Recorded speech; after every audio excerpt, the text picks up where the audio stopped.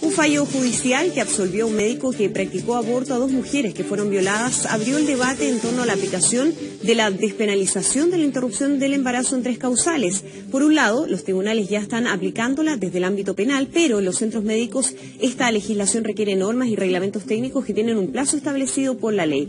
Vamos a hablar de este tema. Estamos ya junto a Sergio Huidobro, profesor de Derecho Penal de la Universidad del Desarrollo. Sergio, muchísimas gracias por acompañarnos aquí en Canal 24 Horas. Hola Andrea, muchas gracias por la invitación. Parto por una pregunta bien general en relación a la retroactividad de una ley.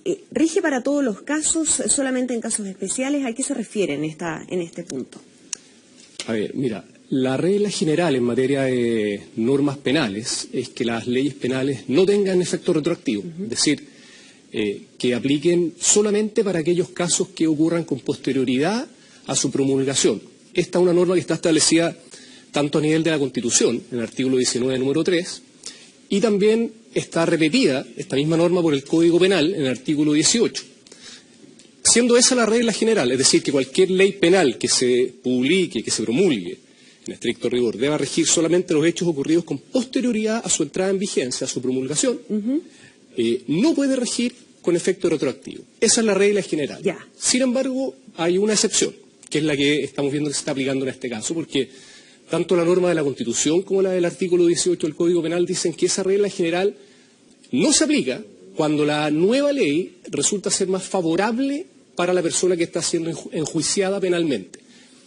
¿Qué significa que sea más favorable? Significa que la nueva ley debe señalar que el hecho que se está juzgando como delito ya no es delito, o que ese mismo hecho, si bien sigue siendo delito, pero tiene una pena más baja. Perfecto, que es lo que ha ocurrido en este caso, en términos de que ya no es delito. Exactamente. Si fuera al revés, entonces, para dejarlo bien claro, si es que se configurara a partir de la promulgación de una ley un nuevo delito que no había sido sancionado, no se sanciona para atrás, lo que había ocurrido antes. Exactamente. Pero en este caso, como se deja de sancionar, eso sí entonces se considera retroactivo. Exactamente. Eso es por mandato expreso de las dos normas que yo te he mencionado, de la Constitución y el Código Penal. Las dos normas dicen que deberá el tribunal aplicar esta nueva ley cuando sea más favorable para la persona que está siendo juzgada. Entonces, ¿qué ocurre en este caso? Tenemos que los hechos que se están imputando al médico habrían ocurrido el año 2014. El año 2014, este cirujano, este médico, habría practicado estos abortos a una menor de 14 años y a una mayor de esa edad que estaba en estado de inconsciencia al momento de ser víctima del delito de violación. En ambos casos habría existido violación. Habrían entonces empezado los embarazos y este médico en el año 2014, reitero, habría realizado las interrupciones de los embarazos o abortos.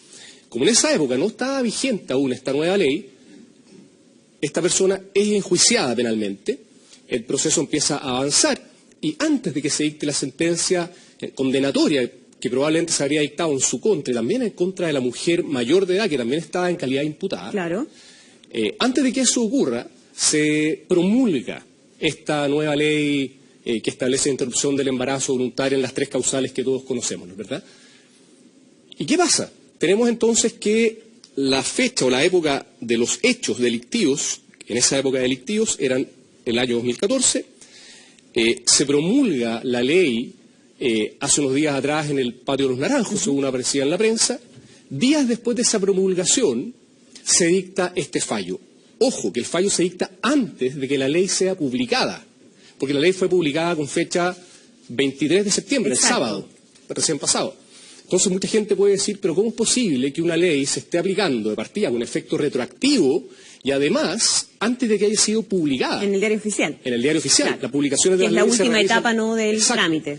Recordemos también esa parte, y esto a título de cultura general cívica, un poco que todas las leyes tienen un procedimiento que está establecido también en la Constitución, en los artículos 65 y siguientes, que son varias etapas por las que debe pasar para finalmente llegar a la etapa de promulgación y después de eso, dentro de los 5 días hábiles siguientes, publicarse. En la medida que en el intertanto no haya algún requerimiento al Tribunal Constitucional, que fue algo que también vimos que ocurrió en este caso. En este caso, claro. Ahora, en la promulgación ya entonces es posible aplicar la ley. Exactamente. Tanto la Constitución como el artículo 18 del Código Penal, las dos normas usan expresamente la palabra promulgación.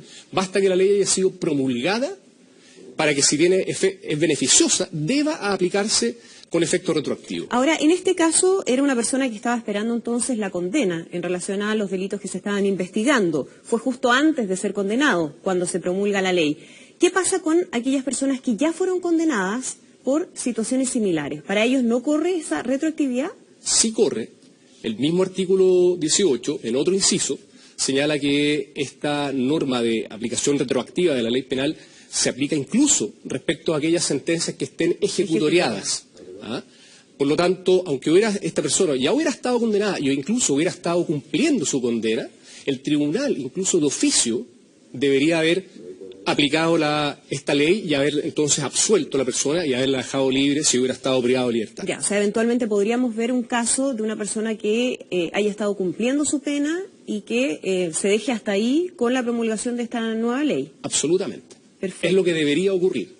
Ahora, ¿qué pasa en los casos que podrían entonces considerarse hacia atrás cuando se tiene que dar también una serie de requisitos que establece la ley en cada una de las causales? En este caso, en el caso de la violación, estamos hablando de la acreditación de la violación de parte de un equipo médico. ¿Qué pasa con esa acreditación cuando probablemente en el momento en que ocurrieron los hechos no se siguió ningún tipo de protocolo porque obviamente no existía la ley? ¿Queda ahí un vacío? ¿Cómo se resuelve eso? Bueno, esos van a ser temas, Andrea, que van a tener que discutirse y resolverse por los tribunales en cada caso. Recuerda que cada vez que se dictan leyes, la labor de los tribunales es precisamente interpretarlas, ver cómo se aplican. Cada parte presentará sus argumentos al tribunal, porque en este caso de la violación, incluso además de lo que tú señalas, en cuanto que tiene que debe haber un consentimiento expreso de la madre, debe haber una autorización de un equipo médico. Además de eso, en el caso de la causal de violación, para que no sea penalmente sancionable la conducta, es necesario que la interrupción del embarazo se haya producido antes de las 12 semanas de gestación en el caso de mujeres mayores de 14 años y hasta dentro de las 14 semanas para el caso de las mujeres menores. Existe un límite. Exacto, por lo tanto, todos esos requisitos en estricto rigor, quizás uno podría decir, oiga, ¿sabe qué? Debemos también demostrar que se dan esos requisitos. Sin embargo, y insisto, eso hace un tema de discusión, probablemente va a aplicarse la regla general en cuanto a que si es más beneficiosa, debe aplicarse con efecto retroactivo, porque hay también siempre en materia penal principios de presunción de inocencia y de los llamados principios de indubio pro reo, etcétera, que benefician siempre al imputado,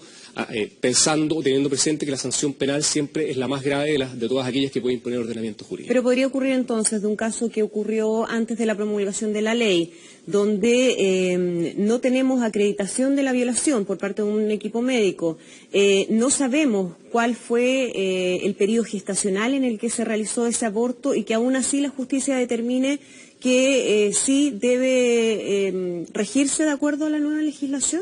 Como te digo, Andrea, es un tema, creo, opinable. O sea, ¿va a ser considerado caso a caso? Va a ser tema de discusión caso a caso. Recordemos que en materia de juicios, cada caso es distinto al otro y cada caso tiene sus pormenores que es necesario analizar. Por lo tanto, claramente hay que discutir cada caso qué pasa en ese tipo de situaciones. Probablemente muchos van a abogar, los que quieran verse beneficiados por la nueva legislación, van a argumentar que ese tipo de requisitos no son exigibles, sino que mirarse solamente la norma principal. Y la otra parte probablemente alegará lo contrario y finalmente será materia de pronunciamiento de cada caso por los tribunales. ¿Pero siente un precedente importante este primer caso que conocemos? Siente un precedente importante. Lamentablemente yo no conozco aún el texto del fallo como para poder opinarte con mayor conocimiento de causas y saber si realmente, por ejemplo, ese tipo de temas se discutieron o no acá.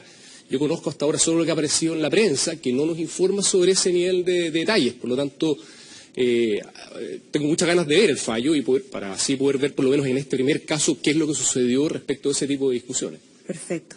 Bien, pues muchísimas gracias por conversar con nosotros aquí en La Mañana Informativa. Que estén muy bien, buenos días. Igual tú. Un fallo judicial que absolvió a un médico que practicó aborto